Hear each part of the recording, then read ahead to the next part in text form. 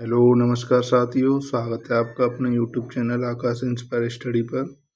तो आज हम देखेंगे बौद्ध धर्म के बारे में, जो कुमार गौरव सर ने पढ़ाया है उसी के लिए मैं देखूंगा। कुछ लोग बोल रहे थे कि ये जो है पूरे पूरे नहीं करा रहे हैं। ये मोस्ट इम्पोर्टेंट और क्रीम कंटेंट है जो एग्जाम में अब ट्रेंडिंग कर रहा है। ये वो पहले नहीं पूछा जाता था कि महात्मा बुद्ध का जन्म कब हुआ था, वो पहले पूछे जाते, लेकिन अब वो नहीं पूछे जाते। तो ये अभी जो क्वेश्चन पूछे जा रहे हैं, मैं उन्हीं के आधार पर आपको ये करा रहा हूँ।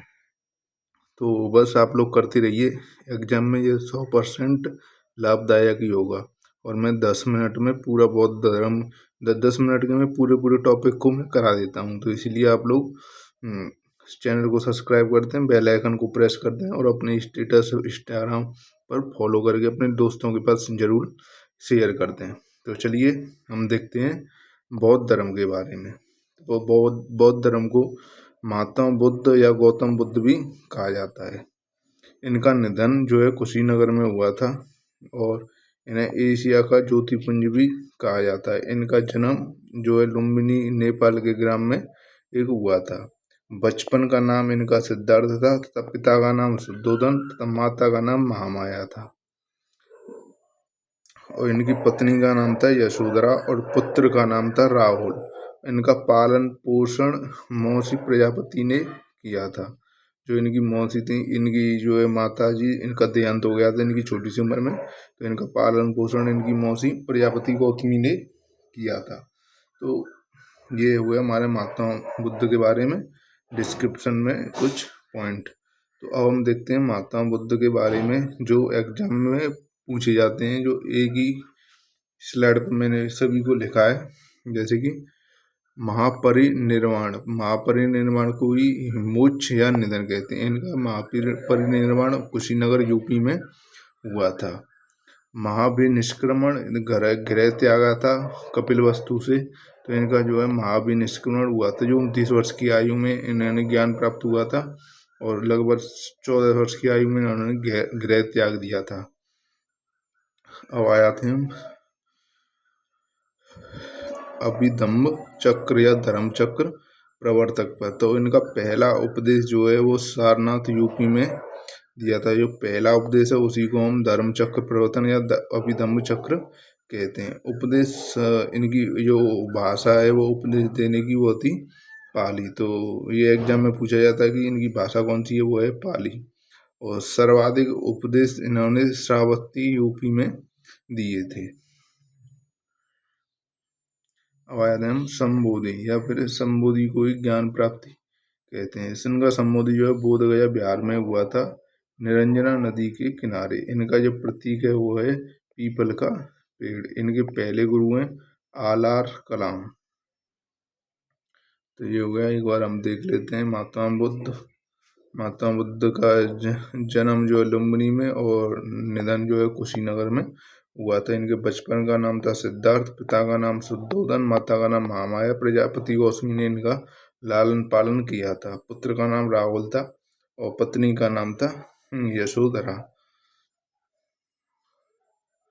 और ये महापरिनिर्वाण जो है मोक्ष या निधन कुशीनगर यूपी में हुआ था और श्रावस्ती में इन्होंने सबसे ज़्यादा उपदेश दिए थे। महावीर निष्क्रमण जो है गृह त्याग कपिलवस्तु में हुआ था। और संबोधि ज्ञान की प्राप्ति बोध गया बिहार में निरंजना नदी के किनारे पीपल के पेड़ के नीचे हुई थी। और पहले गुरु थे इनके आलार कलाम।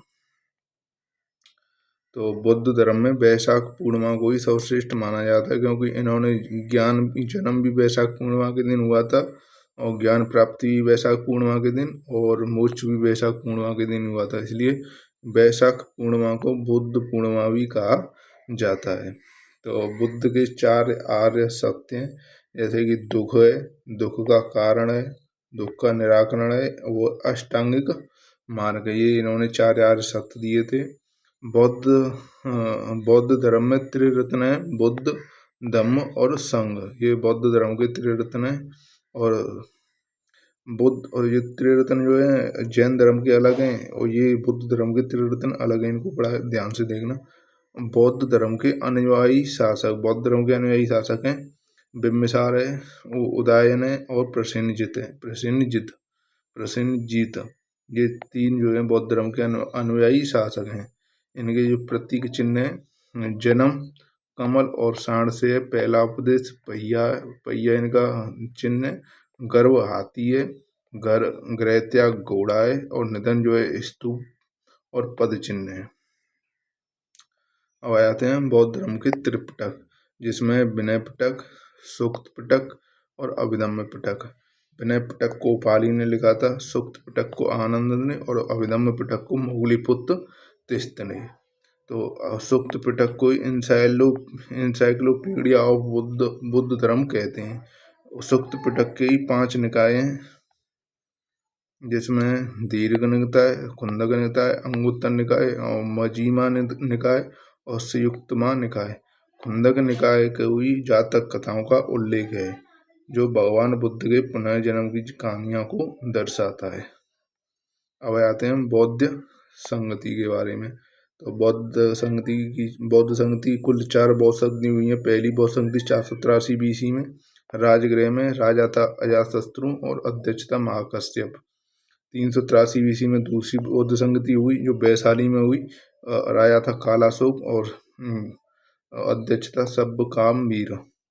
तीसरी बौद्ध संगति 255 BC में हुई, पाटलिपुत्र में। राजा था अशोक और अध्यक्ष था मोगलीपुत्र तिस्त।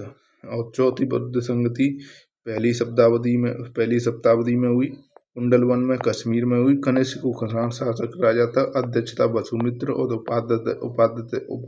उपाध्यक्ष था अश्वघोष। चौथी बौद्ध संगति के ही धर्म में महायान और हीनयान में विभाजित हो गया था। तो ये है स्तूप, कुछ ऐसा स्तूप होता है बौद्ध धर्म में, जिसके चारों ओर चलने के लिए पद प्रदक्षिणा पत्र बना होता है, जो अर्ध गोलाकार गुम्बद होता है। इसके ऊपर हर्मिका होती है, जो एक आयताकार होती है, सबसे पवित्र माना जाता है। इसी में अवशेष रखे होते हैं।